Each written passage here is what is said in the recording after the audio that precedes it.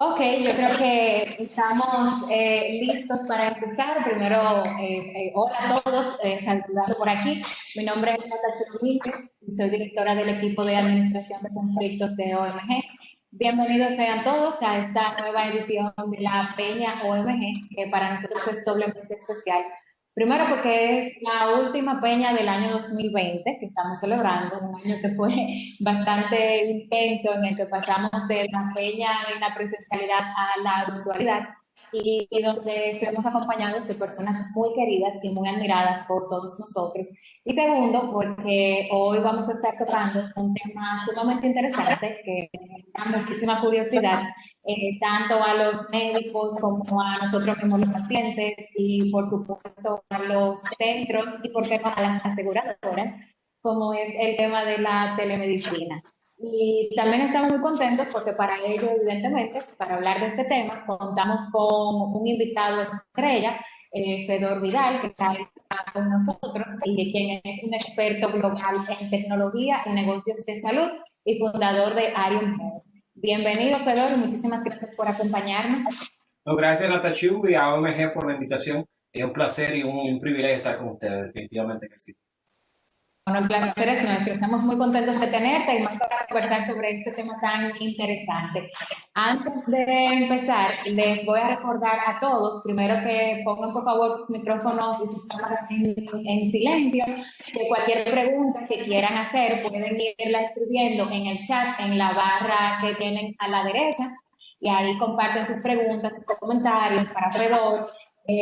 O también si quieren hacerla de manera oral, pueden pedir la palabra y también le daremos esa oportunidad para que todos podamos compartir, que esa es la idea de la peña, que estemos en familia, tanto las personas de ONG como nuestros vinculados, nuestros relacionados. Entonces, bueno, para arrancar de una vez, la primera pregunta con la que quiero empezar es que nos cuentes un poquito de ti y de la empresa, porque mucha gente se pregunta, quiere saber si tú eres médico, si eres abogado, o sea, ¿a qué tú te dedicas? Y la empresa también. Mira, yo soy dominicano, administrador de empresa de profesión, aunque he estado vinculado al tema de tecnología por más de 20 años. Trabajé en muchas empresas importantes en el país y luego emigro a los Estados Unidos hace unos 15, 17, 20 años a nivel de consultoría y trabajo en una de las empresas más grandes de diálisis del mundo, que es Fresenius. Ahí estaba como cabeza de informática de una división importante donde crecimos la compañía a casi 120 centros de cirugía ambulatoria para pacientes renales en 29 estados.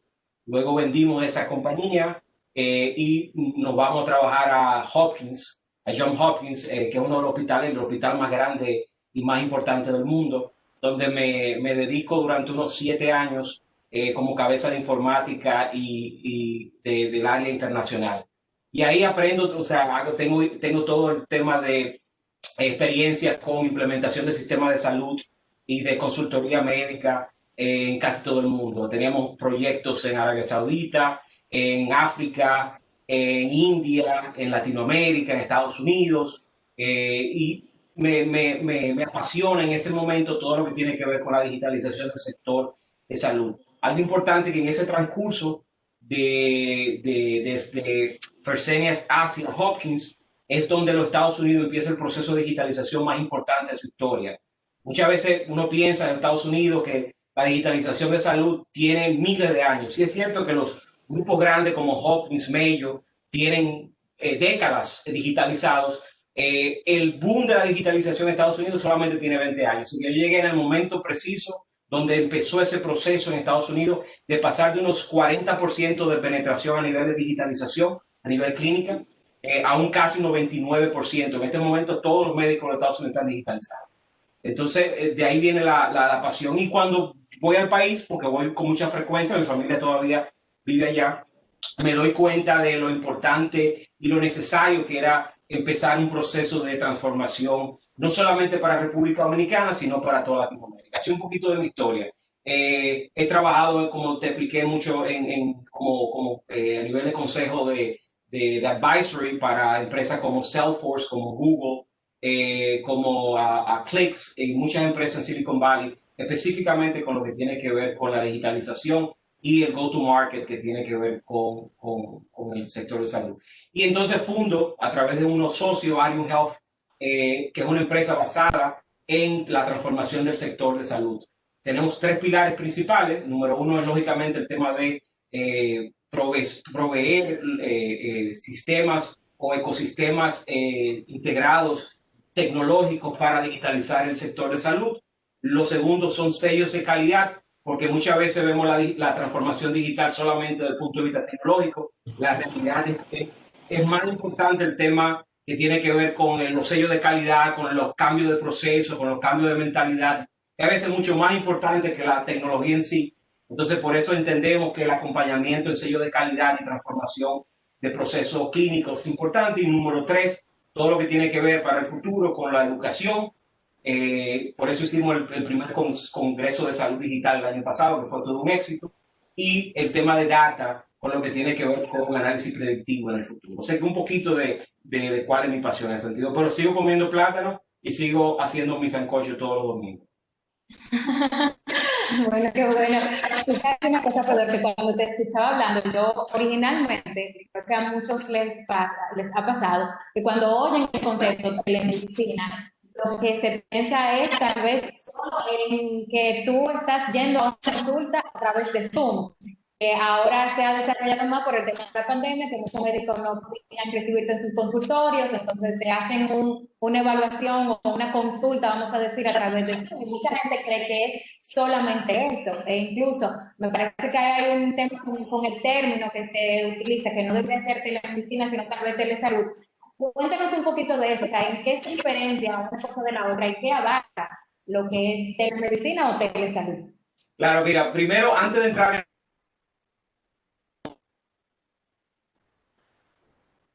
lo más, entender el concepto de salud digital es importantísimo, porque la salud digital no es básicamente utilizar las tecnologías para poder eficientizar el proceso de atención, no solamente de atender al enfermo, sino el tema de prevención y promoción de la prevención de la enfermedad. Entonces, en grandes rasgos, ¿qué es salud digital? Bueno, ahí estamos hablando a nivel de sistema, el famoso récord electrónico, que es la columna vertebral. Es básicamente, ahora mismo tú ves doctores llenándote su receta en papel. Tú estás viendo cuando los doctores escriben en un archivo y eso es papel que se queda en su consultorio. Estamos hablando cuando tú vas, ojalá que nadie aquí tenga que ir a un doctor, pero si va al doctor, tienen que verificar el seguro por teléfono o a través de un IBR. El doctor tiene que tomar esa información todo en papel y mandarlo a la aseguradora para que la aseguradora le pague al doctor. Esos son procesos extremadamente anacrónicos y totalmente manual. Eso es con el tema administrativo. Y si llegamos, por ejemplo, con lo que tiene que ver con capacidad de un hospital, ¿cuántas camas tengo disponibles? ¿Qué tan rápido yo puedo mover esas camas? ¿Qué tan rápido yo puedo darle de alta? No porque el paciente esté listo para salir de alta, sino porque hay todo un proceso administrativo y ese paciente está listo para salir, pero esa cama está ocupada para otro enfermo. Entonces, todo eso tiene que ver con lo que tiene que ver con la salud o la digitalización de la salud. Si en eso le agregamos el tema clínico per se, que es mucho más importante quizá que el tema administrativo, ahí estamos hablando, por ejemplo, de modelos de farmacovigilancia. O el doctor A le receta un medicamento al paciente, yo voy al doctor B, ese doctor B no sabe que me recetó el doctor A y me puede dar un medicamento que de una u otra forma interactúe. No porque los dos doctores sean incompetentes, sino porque no tienen información. Y eso es crítico. Es cómo podemos transferir esa información entre los diferentes actores del sistema para que esa información fluya de forma importante para ese paciente. Lo que tiene que ver Ese es un muy buen punto. Yo y quería aprovechar para hacerte una pregunta, pero bueno, te voy a hacer una historia que me pasó a mí. Cuando yo era niña, nosotros teníamos mi hermano un pediatra, que era el que íbamos siempre, que era como el médico de la familia de confianza, que mi papá iba a ese médico. Cuando yo cumplo 15 años voy donde el pediatra, pero yo voy sola, entonces ese día él me recoge mi expediente, mis papeles, y me entrega y me dice, mira, ya como que ya tú cumpliste 15 años, ya a ti no te toca venir aquí, toma tus papeles. Me entregó los papeles Y yo recuerdo que yo en el camino completo del centro a mi casa, yo iba llorando porque yo sentía como que ya yo había perdido mi niñez, porque ya no iba a ir al pediatra, ya tenía que ir a otro médico, pero yo me ponía a pensar, entonces estos papeles, bueno, a mí se me perdieron todos esos papeles, yo no sé si quedó algún rastro de esto, si él se quedó que sea como una copia, entonces ahí escuchándote que tú estás haciendo el comentario de que, bueno, telemedicina, telesalud implica también esa gestión de la información, ¿cómo, cuál es el aporte, qué puede hacer la tecnología, los sistemas que ustedes tienen con respecto a esto del manejo de la información? No sé si estás ahí, Fede. Yo creo que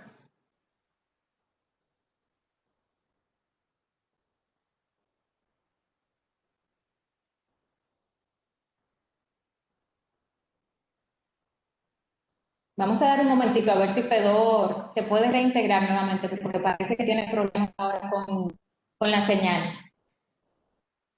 Mientras tanto, les recuerdo que pueden ir haciendo sus preguntas o sus comentarios en el chat, en la barra que está en la parte a la derecha. Y ahí se la vamos a ir transmitiendo a Fedor cuando regrese para que pueda comentar un poquito sobre eso.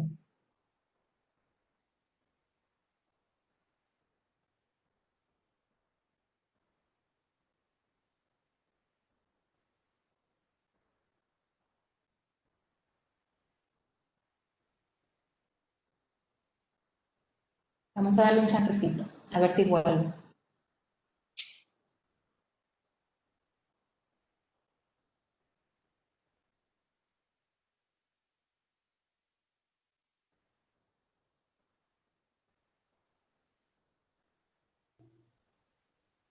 Ya estás ahí. ¿Me escuchas, Sí, un Fedor? momento. Ya te vemos Sí, te escucho. nuevamente. Ok, Sí. perfecto, un momentito. Que hubo un problema técnico y eso pasa en los programas en vivo, como decía mi papá. No te preocupes.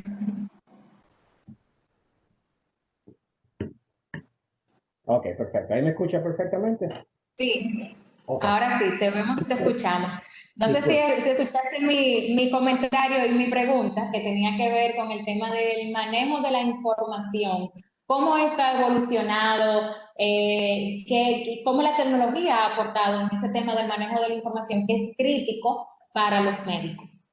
No, mira, definitivamente, a nivel de información, yo creo que hay dos temas importantes. Número uno, lo que tiene que ver con cómo agregamos información de forma eficiente para poder tomar decisiones, para que el doctor tome decisiones para tu salud, poniendo ese paciente en el centro. Y lógicamente, lo importante es que la mayoría de los sistemas digitalizados tengan, número uno, estándares internacionales que cumplan con el tema de protocolarización médica. Un récord electrónico no es no es un repositorio de datos como lo hacemos en papel, porque esa es la gran ventaja de digitalización, que podemos estructurar datos, sacar análisis, sobre todo para lo que tiene que ver con poblaciones de salud. Un ejemplo muy claro tiene que ver, por ejemplo, con la población diabética. ¿Cómo nosotros podemos tener información que pueda prevenir que ese diabético se convierta en un paciente de deficiencia renal? Que el paciente de deficiencia renal tenga que hacer su trasplante. Y todo eso es data. Data, lógicamente, que tiene que cumplir estándares de seguridad con la empresa que lo maneja y lo que tiene que ver con la bioética. O sea que es importante entender eso. Y es el mismo caso que pasó con la banca. Mucha gente pregunta, bueno, pero ¿cómo uno puede estar seguro de que sus datos están seguros? Bueno, al final tú crees en tu banco, y el tema de la digitalización bancaria, eh, hace 10 años tú quizás tuvieras esa preocupación. Ahora mismo tú nunca te vas a preguntar eso porque sabes que tu banco tiene los estándares necesarios para mantenerte seguro. Entonces, lo que tenemos que hacer es que las empresas del sector que están entrando en el país, las personas que vayan a comprar este tipo de sistemas puedan hacer sus investigaciones y puedan entender si una empresa tiene los estándares internacionales de rigor para poder salvaguardar la data del paciente, porque la data siempre es del paciente. Sí, así es. Bueno, y de hecho nosotros tenemos una legislación sobre el tema y el manejo de la data. En algunos casos hay una obligación, de hecho, que pesa sobre el médico de recopilar, de darle un tratamiento correcto a esa información y de suministrar la data que recopile a las autoridades de salud. Que de hecho alguna de esa información puede ser, pues, las autoridades de la salud pueden tener acceso a ella para manejar temas epidemiológicos o imponer medidas de prevención, etcétera. Entonces, ahí te traigo otra pregunta que tiene mucho que ver con eso. Los médicos, ¿cómo han recibido este tema, sobre todo del cara al manejo de la información? Porque sabemos que muchos no están acostumbrados, otros sí, el salto se les ha hecho fácil, pero ¿cómo ha sido para ellos este proceso?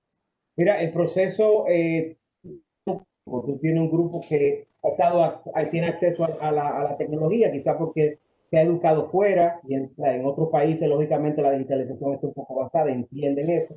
Y con el tema de la pandemia y el tema, volviendo a tu pregunta rápidamente de lo que es teleconsulta o telemedicina, se dieron cuenta que era necesario, porque el consultorio está cerrado. ¿Cómo yo voy a atender a un paciente? Tengo que buscar una forma de atender a los pacientes. Y se han dado cuenta que la digitalización ya no es una opción, es una realidad y algunos lo han tomado de forma rápida y otros simplemente están tratando de entender un poquito cómo funciona. Ojo, cuando hablamos de teleconsulta, volviendo a tu pregunta, la telemedicina engloba varias cosas. Una de las opciones que más se conoce es teleconsulta, que es cuando de forma síncrona yo tengo una videollamada con ese paciente. Pero esa videollamada tiene que tener estándares, ¿no? O sea, generalmente lo ideal es que no sea por un canal no encriptado, que no sea por Zoom, sino hay herramientas especiales para el tema de telesalud que es importante. Dentro de la telemedicina, tú tienes otra opción interesantísima. Por ejemplo, lo que tiene que ver con segunda opinión remota. Imaginémonos que tú tienes un paciente en Jimaní que necesita acceso a un especialista. En Jimaní quizá no hay un neurocirujano, pero a nivel de segunda opinión remota, tú puedes compartir los récords electrónicos, poder llamar o sea, conectarte con un especialista, hacer una consulta conjunta entre los dos doctores y poder hacer un viaje necesario para que ese paciente pueda ser salvado de forma rápida. Y por último, hay otros conceptos como lo que tiene que ver con manejo remoto, cuando tú tienes poblaciones que necesitan atenderse en su casa, que es una tendencia también importante que tú vas a empezar a ver, en el sentido que tú puedes tener diferentes sistemas en la casa para monitorearlo. Por ejemplo, la paciente diabético, saber cómo va su azúcar y ver, por ejemplo, cómo esa información viaja a un nivel centralizado y poder prever que ese paciente se descompense. O sea que ahí tú tienes tres ejemplos muy importantes sobre cómo la telemedicina funciona en el mundo. Okay. ¿Y cuáles herramientas tú crees que son tal vez de las más novedosas que tú has podido ver, de las que se ofrecen ya en la República Dominicana? Bueno, el mercado dominicano es un mercado que apenas está empezando. Ahora mismo te vas a dar cuenta que hay muchos jugadores que están entrando. Muchos son jugadores pequeños que tienen productos muy particulares. Por ejemplo, el caso más famoso es lo que tiene que ver con manejo de agenda médica. Por ejemplo, cómo yo te puedo manejar la agenda. Otros sistemas más completos te manejan quizá un poquito de récord electrónico. Y hay sistemas como el que nosotros traemos al país que tienen toda la conectividad desde un hospital pequeño, de un hospital gigantesco a un doctor individual, con el tema completo del ciclo entero de manejo de ese paciente, incluyendo receta electrónica. Pero a nivel mundial, lo que tú ves es mucho lo que tiene que ver con la digitalización del récord electrónico. Y ya a niveles más avanzados, estás hablando de robótica, estás hablando, por ejemplo, de lo que tiene que ver con algoritmos de análisis, por ejemplo, para radiografía, algo que se ha dado mucho en países con grandes volúmenes de datos, de datos de imágenes, por ejemplo, resonancia magnética, y todo esto donde tú tienes algoritmos que evalúan y hacen triaje.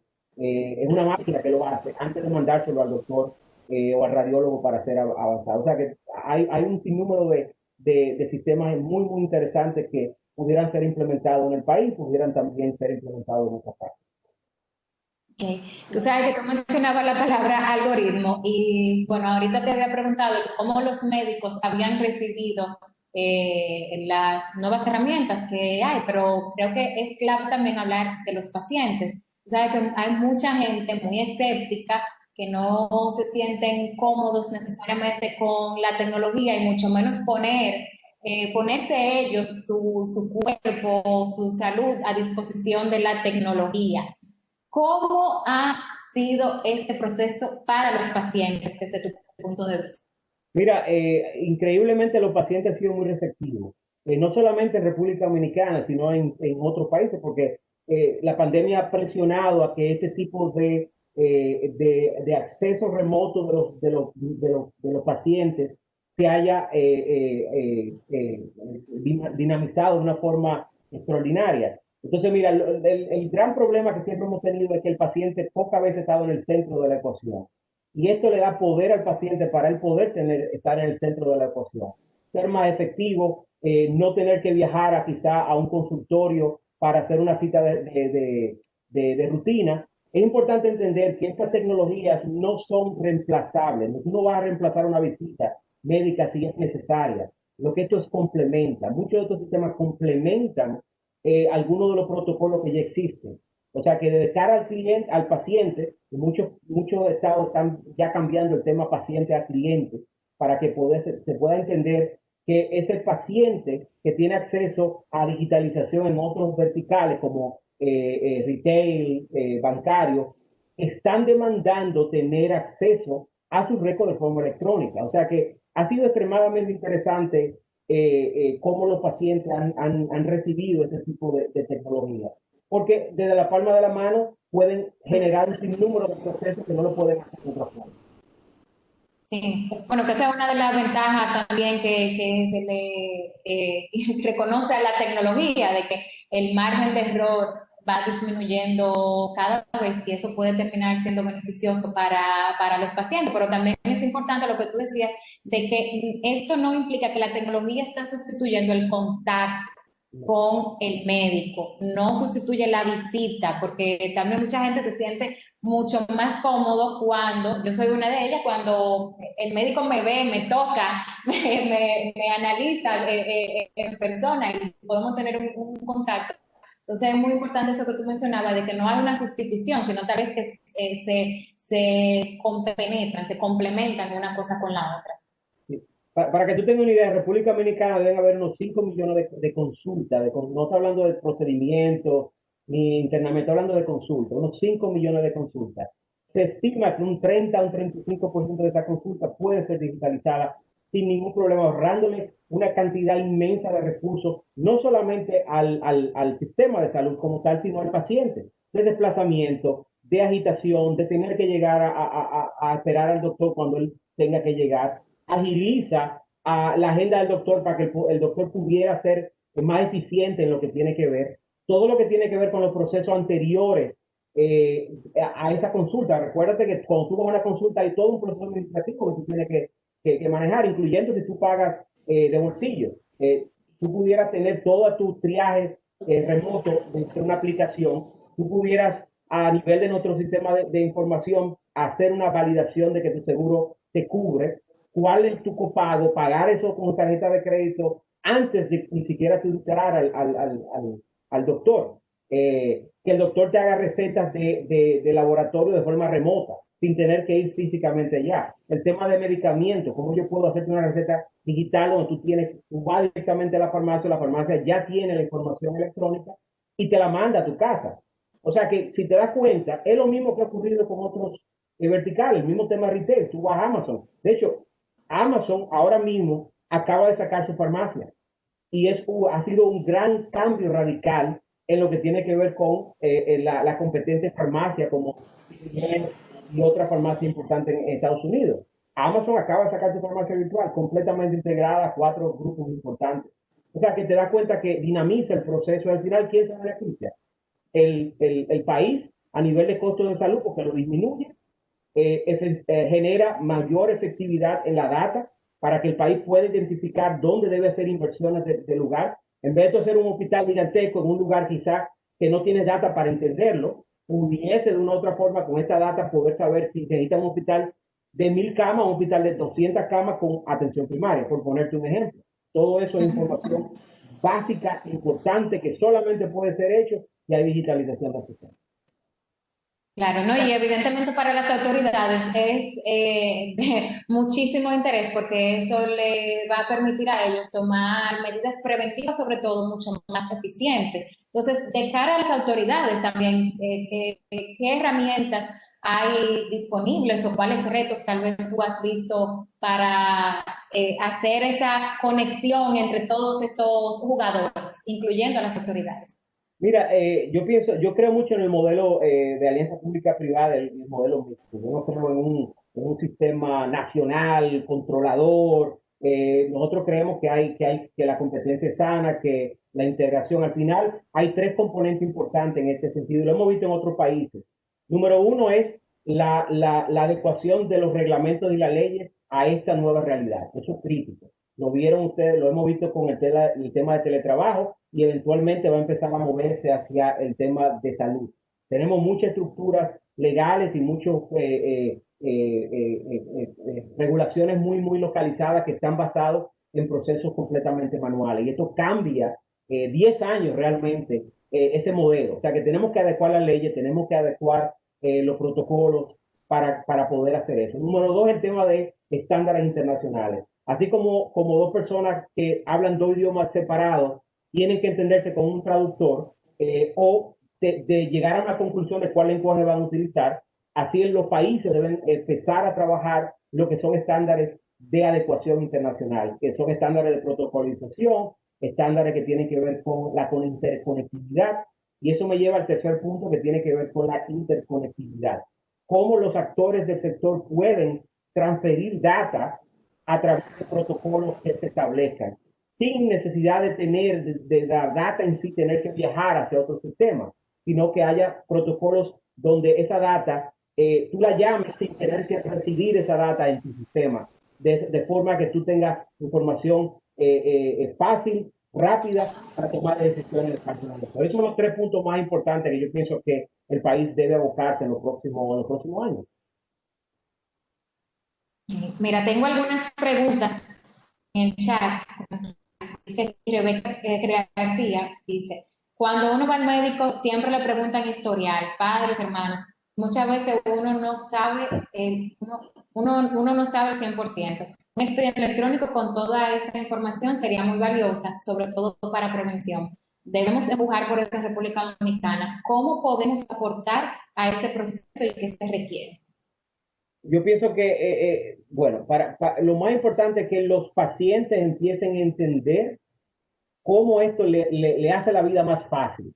Y de la misma forma que los clientes en otros verticales entendieron que la digitalización lo ayudaba a ellos, yo pienso que el tema de poder convencer a esos pacientes y que esos pacientes le digan a los doctores y a los sistemas de salud que ellos utilizan, yo necesito que tú te digitalices, yo necesito que me haga la vida más fácil. Así que la respuesta que yo tengo para eso es eso, es poder generar esa necesidad de parte del consumidor, porque al final el paciente es un consumidor de salud, y tiene de una u otra forma que poder exigir que su proceso, su tiempo sea tomado en cuenta. Y especialmente en un país como República Dominicana, donde el gasto de bolsillo es extremadamente alto. Quiere decir que tus copagos, tus pagos son bastante altos, por lo tanto tiene un control mucho mayor de qué tipo de tecnología tú debes exigir para que se respete tu tiempo y tu decisión. Esa sería mi respuesta con ese sentido. Claro, es una buena forma de verlo, porque normalmente son los pacientes los que empujan a que se hagan ciertos cambios en algún sector en específico, pero uno tiene una tendencia a sentir o a pensar siempre que quien tiene que empujarlo es el gobierno, es la autoridad, implementando tal vez alguna ley, alguna resolución donde obliguen a los centros, obliguen a los médicos a que lo hagan de tal o cual manera, pero viéndolo así también, de que el mismo paciente sea el que motive o que le exija cierto, vamos a decir, ciertos cambios a los médicos, creo que sería tal vez mucho más eficaz, porque ya los médicos lo van a sentir como que es algo necesario para prestar un mejor servicio y no solamente como que están haciéndolo por cumplir con una obligación que les están imponiendo las autoridades. Sí, y yo pienso que Entonces, desde el punto de vista del sector privado debe impulsar a poder hacer esas transformaciones y pienso que el sector público lo entiende. No creo que están ajenos y entienden que es necesario, que este tipo de transformaciones son necesarias para poder abaratar el costo de la salud en el país. Yo pienso que todos los actores están claros, yo pienso que todos los actores están ávidos. De hecho, como te expliqué, el año pasado hicimos el primer Congreso de Salud Digital en el país, fue todo un éxito y ahí estuvieron todos los actores presentes y nos dimos cuenta de de la necesidad que había de empezar a hablar sobre ese tema, porque la tecnología normaliza los problemas, ayuda a interconectar y a buscar soluciones en vez de ser antagónico. O sea que yo pienso que eso es lo que va a ocurrir, es poder digitalizar. Lo mismo que pasó antes, tú nos preguntabas, no necesitaba una ley para que Amazon te diera todo, y eso es lo que va a ocurrir en el mundo a nivel de digitalización, sobre todo en salud. Sí, pero nosotros ¿dónde estamos? En República Dominicana, o sea, ¿en qué punto? Porque para nosotros lo que no conocemos, que como te decía al principio, uno tenía tal vez la visión de que telemedicina era solamente el ir y tener una consulta por Zoom con el doctor, y no sabemos que hay todo un mundo mucho mayor detrás. Entonces, ¿dónde estamos como país? Mira, hay mucho trabajo. HIMSS, que es una de las asociaciones sin fines de lucro más grandes del mundo para digitalización, Healthcare Information Management Society, en Estados Unidos, donde se juntan todos estos grupos grandes de sistema electrónico y todo lo que tiene que ver con transformación del sector, tiene un modelo de aplicación que se llama HIMSS Level 7 o nivel 7. Y básicamente es una pirámide donde te dice el 0 es papel 100%, hasta 7 que es un hospital completamente integrado, completamente paperless. Nosotros hemos hecho análisis y en República Dominicana está entre un 0 y un 1. O sea que tenemos una cantidad inmensa de trabajo que hacer para que el país pueda abocarse a poder llegar. Lo bueno, desde mi punto de vista, cuando uno está en este nivel, es que podemos hacer un leapfrogging, podemos movernos bastante rápido, sobre todo viendo la experiencia de otros países como Colombia. Colombia, nuestro sistema de salud fue modulado a través del sistema colombiano. Y cuando yo voy a Colombia por estos temas, me doy cuenta, veo a República Dominicana en unos años como está Colombia en este momento, hablando de interconectividad y no de récord médico electrónico, porque eso ya pasó la página y todo el mundo lo tiene. Así que yo pienso que a nivel de donde estamos entre un 0 y un 1. Nos falta mucho trabajo por hacer, pero es muy fácil movernos rápidamente hacia niveles superiores, porque el país tiene tanta necesidad de poder digitalizarse rápidamente, sobre todo el sector de salud, que evitamos cometer los errores que otros países cometieron. O sea que nos ayuda bastante a ser más ágiles en el futuro. ¿Y tú crees que nosotros esta situación de pandemia la hemos aprovechado para avanzar, sobre todo de cara a las autoridades? ¿Se le ha sacado vamos, aunque suene feo decirlo, el provecho a la pandemia para mejorar lo que tiene que ver con la digitalización del sector salud? Mira, yo tanto como aprovechar, no lo vería como aprovechar. Yo lo que pienso es que la pandemia ha desnudado problemas muy sistémicos a nivel operacional y a nivel clínico. Y eso no es malo, es simplemente algo que nos va a ayudar a nosotros a poder movernos más rápidamente. Yo pienso que en este momento vamos a ver mucho más ralentización sobre lo que tiene que ver con la digitalización, pero lo más importante es poder entender que las empresas que empiecen en este segmento tengan las condiciones, la experiencia necesaria, porque estamos hablando de data de pacientes, estamos hablando de todo lo que tiene que ver con confidencialidad, estamos hablando de protocolo clínico. O sea que tenemos en nuestras manos, quienes estamos en este sector, una responsabilidad muy grande y por eso es importante la educación a todos los actores del sector.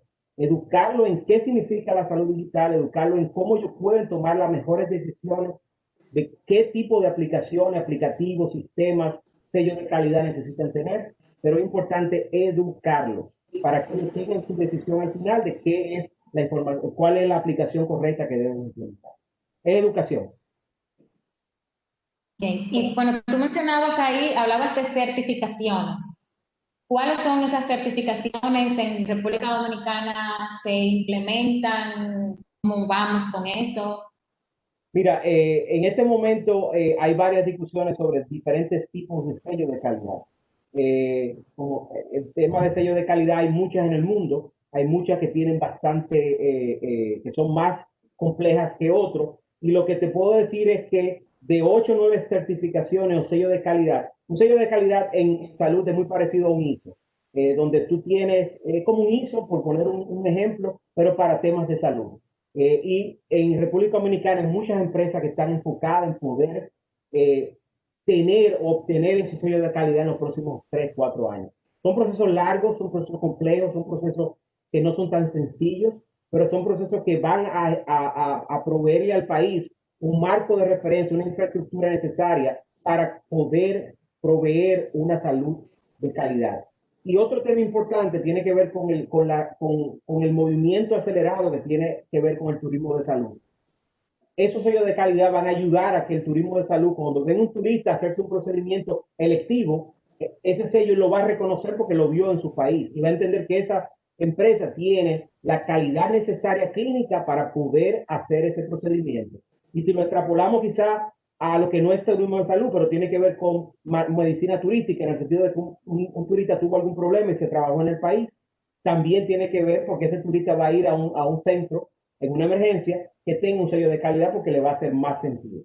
Y si extrapolamos esto con tecnología digital, lo que tiene que ver con cómo podemos tener información de ese paciente de su país de origen, volviendo al tema de la farmacovigilancia, le va a ayudar a que ese doctor que está teniendo un paciente que no tiene contexto, evita que haya una, no voy a decir mal práctica, pero que haya una mala decisión por no tener información recurrente. Y de la misma forma, cuando ese turista vuelve a su país de origen, la información viaja con él de forma electrónica, así que su doctor va a poder saber qué se le hizo en República Dominicana. Y eso, lógicamente, lo único que trae ventaja para todo el sector, es ganar. Así es.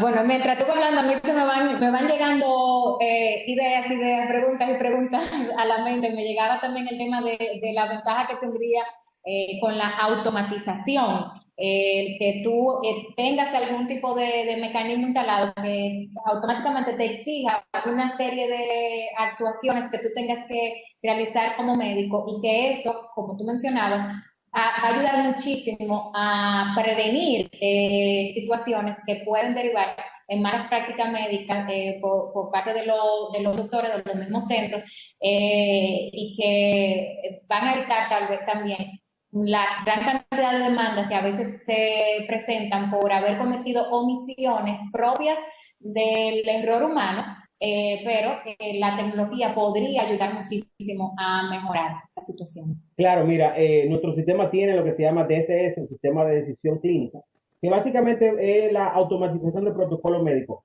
Ojo, esto nunca va a reemplazar cómo un doctor piensa. Esto es una herramienta más para que ese doctor sea más eficiente en ese tratamiento. Entonces, es parte de un sistema de salud, de un sistema electrónico, no es solamente el récord electrónico, es cómo tú puedes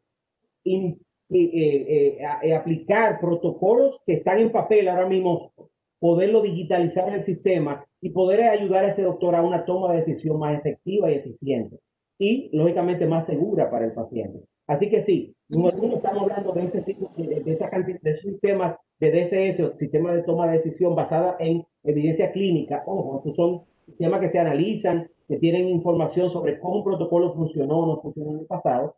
Y número dos, tiene que ver con lo que son el manejo de PIP, prevención y promoción. Quiere decir, sobre todo con el tema de salud poblacional, que es muy crítico. Es tener una población sana, por ejemplo, y evitar que esa población sana se enferme o una población enferma de algún padecimiento pueda esa enfermedad ponerse, deteriorarse, se puede decir. Entonces, ¿qué ocurre? Hay sistemas que nosotros también lo tenemos implementados, donde si tú tienes protocolos especiales de prevención, por ejemplo, que un niño de tal edad necesita hacerse una vacuna, que tiene que revisarse cada año, o una mujer después de cierta edad tiene que hacerse una mamografía. ¿Cómo esa información viaja a los doctores para prevenir o montarlo en sistemas de protocolo para que de forma preventiva ese doctor pueda recomendar lo que esa persona tiene que hacerse basado lógicamente en las decisiones clínicas, los estándares internacionales y lo que tiene que ver con los seguros? O sea que al final es evitar que una persona se enferma y la única forma de hacerlo es con tecnología y con salud poblacional. Sí, a mí me gustó mucho que tú ahorita mencionaste, trataste de hacer un símil en un aspecto con los bancos. Y mientras tú vas hablando, me convence de que sí, de que es muy parecido. O sea, si los bancos se les exige la implementación de protocolos, ciertas políticas, medidas preventivas, hay interconexión entre ellos, utilizan estas herramientas digitales, mucho más podrían hacerlo, podría implementarse todo esto para el sector salud y todos los jugadores, porque evidentemente hay más cosas que se ponen en riesgo con el tema de la salud. Mira, tengo aquí, lo voy a dar paso a unas preguntitas que están en el chat. Janet pregunta, ¿cómo funcionaría este esquema con los médicos que son concierge? Asisten a las casas para atenciones médicas. Negocio que está creciendo en nuestro país. Definitivamente, el tema de atención domiciliaria es un tema interesantísimo. En República Dominicana, pienso que es una de las tendencias que más rápido va a crecer y nosotros tenemos sistemas de atención a la casa, home care, como se le dice, para poder manejar ese protocolo remoto. ¿Qué significa esto? Esto significa que el paciente, quién debes tú asignarle, así mismo como tú manejas un repartidor de pizza electrónico, saber dónde esa persona, en este caso una enfermera, un doctor, está geolocalizable, poderle despachar a qué paciente debe ver, todo lo que son los checklists necesarios cuando ese paciente se va a atender a nivel remoto o de su casa, disculpa, domiciliario, y todo lo que tiene que ver con quizás hacer una receta para que una farmacia le envíe los medicamentos, le sustituya, porque algunos medicamentos son de sustitución. Por ejemplo, los strips que son para diabéticos, tú puedes decir, se te están acabando, déjame pedirte más. O sea, la idea es poder eficientizar ese proceso. Y algo muy importante que esa pregunta me da pie a comentar, y es que la digitalización no solamente va a cambiar o está cambiando la dinámica entre los actores, sino que está cambiando o está abriendo nuevos modelos de negocio para el sector de salud que hay que aprovecharlo. El tema de manejo hospital, de domiciliario es un tema importantísimo, porque en vez de crear miles de hospitales, tú pudieras tener hospitales más centralizados, digo, más distribuidos y menos centralizados, pudiera atender más pacientes, la cobertura es mejor y pudieras quizá atender a los pacientes de forma hospitalaria, domiciliaria. Y es una tendencia que está ocurriendo en Estados Unidos, no es nada nuevo, y lógicamente República Dominicana está moviéndose bastante rápido hacia esa tendencia. Mira, tengo aquí otra pregunta de Luis, aquí nos dice, ¿qué tan asequible sería el esquema de telemedicina para la generalidad de la población? Y asimismo, si entiendes que el tema de acceso a la tecnología sería un reto a trabajar y vencer en una jurisdicción como la de República Dominicana. Yo pienso número uno, pienso que es extremadamente accesible. Pienso que hay un sinnúmero de visitas que pueden hacerse de forma remota a nivel de teleconsulta. Pienso que el dominicano no importa el nivel socioeconómico, está muy acostumbrado a utilizar tecnología. No importa el nivel, tú tienes acceso, la gente usa muchas de las tecnologías de social media, que de una u otra forma genera exposición a tener acceso a la tecnología. Nuestro país es uno de los que mayor cobertura tiene a nivel de penetración a nivel celular. O sea que tú tienes un sinnúmero de componentes importantes que son la base para tú poder realizar ese proceso. Nosotros tuvimos un caso muy interesante cuando estaba en el hospital en India, donde en algunas poblaciones muy deprimidas, el tema de utilización de aparatos de baja gama para poder tener videollamadas o teleconsultas con algunos para hacer triaje antes de mandarlo al hospital, funcionó de forma maravillosa. Y hay otro tema interesante y es que eso permite también poder entender factores socioeconómicos que a veces son tan importantes como la enfermedad en sí, sobre todo con algunos sectores poblacionales deprimidos. O sea que yo pienso que el país tiene todas las condiciones necesarias para eso. A nivel de cambios en la legislación, definitivamente sí hay mucho trabajo que hacer en ese sentido. Yo no soy abogado, pero sí he tenido experiencia en otros países y yo pienso que tenemos mucho trabajo que hacer en ese sentido. Pero hay algo interesante en República Dominicana, es que, vuelvo y cito, no soy abogado, mi opinión es una opinión, quizá no tenga valor jurídico, pero el tema que tiene que ver con la ley de firmas digitales, pienso que tiene mucho avance de ayuda para poder ajustar mucha de la legislación a través de esa ley.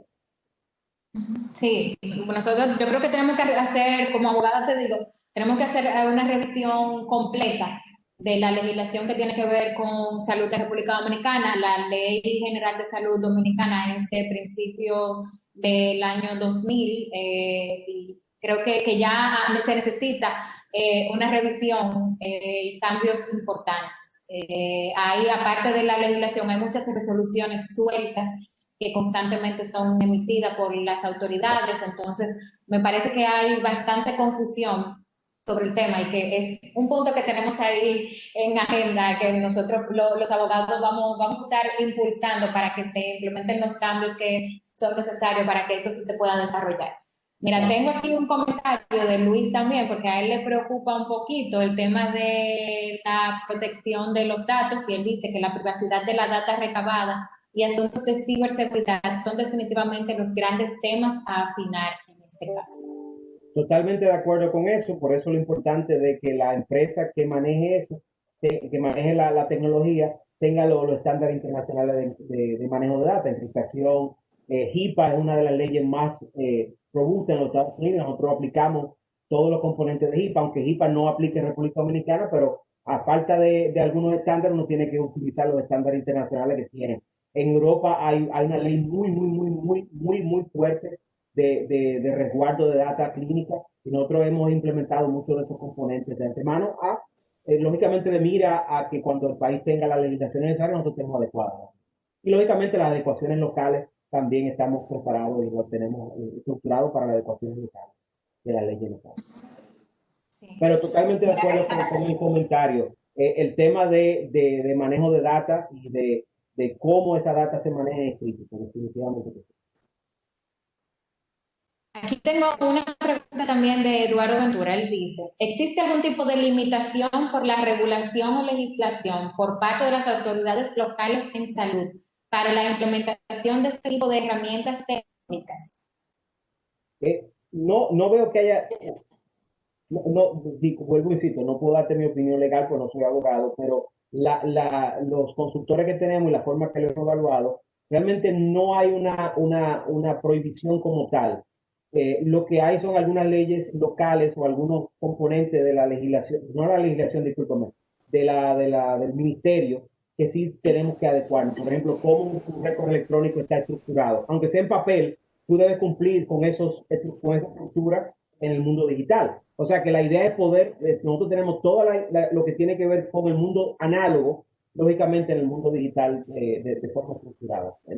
Quizás no sea una respuesta muy completa, pero la idea es que estamos tratando de poder manejar ese tema. Lo importante es que con el tema de la pandemia, muchos de los actores del sector público han entendido y han liberalizado algunas de las restricciones que tenían anteriormente a través de memorándums y ese tipo de cosas que ayudan bastante a poder quizás hacer una prueba de concepto antes de poder entrarnos de lleno a los cambios importantes que debe haber en el sector.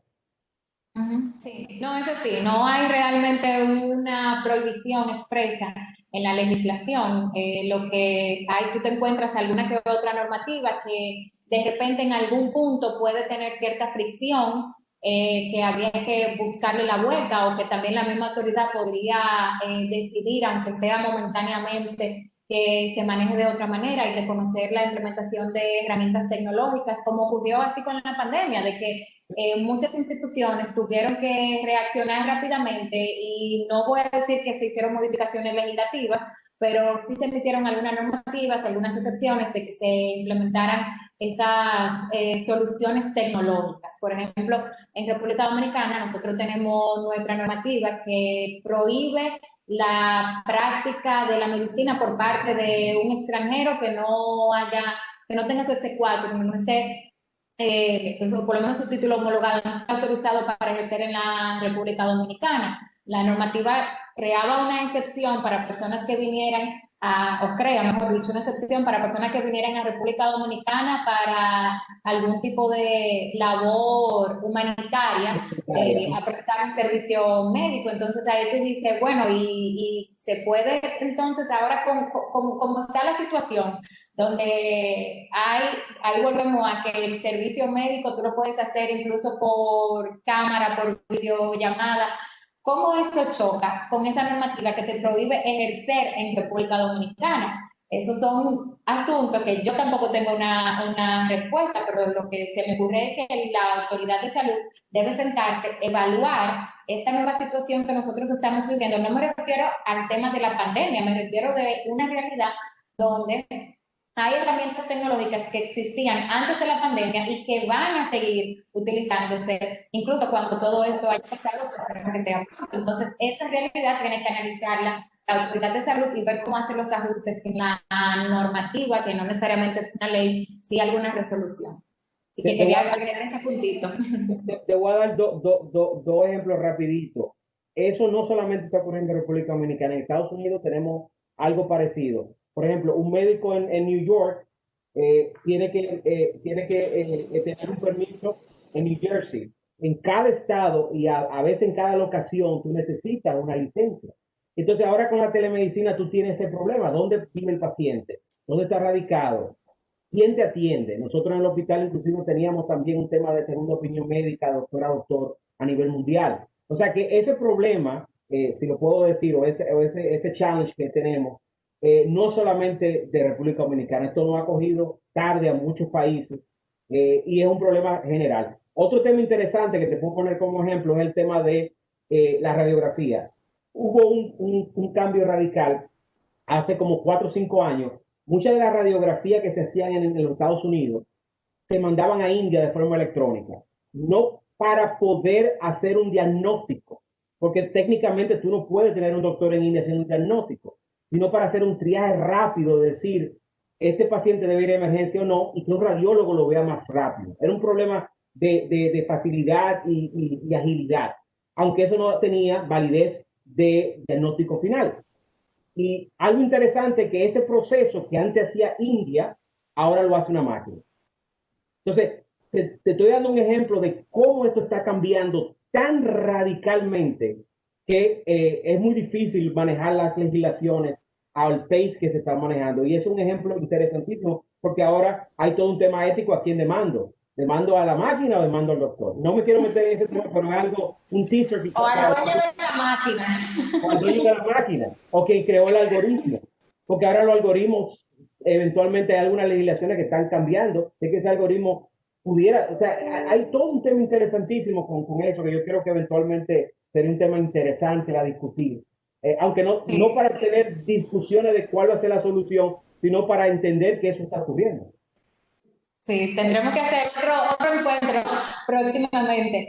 Y bueno, para terminar con las preguntas, tengo aquí una de Isalia. Hola Isalia. Ella dice, ¿cuál ha sido la experiencia y aceptación de la telemedicina en países de economías emergentes como el nuestro, frente a ese cambio tan importante de culturas? Ha sido extremadamente positiva, aunque tú no lo creas. Lo hemos visto, como te digo, ha sido extremadamente positiva. Lo hemos visto en experiencia en India. Tuvimos una experiencia cuando trabajaba en el hospital, hicimos telemedicina en India, hicimos telepsiquiatría en países como, digo, en continentes como África. Lo hemos visto en muchos países. En Colombia se ha visto extremadamente avanzado. En Estados Unidos, aunque tú no lo creas, antes de la pandemia, la penetración de teleconsulta, hago esa aclaración, teleconsulta, porque hay otro tema de telemedicina, como te expliqué, era unos 7-9% hace 2 años.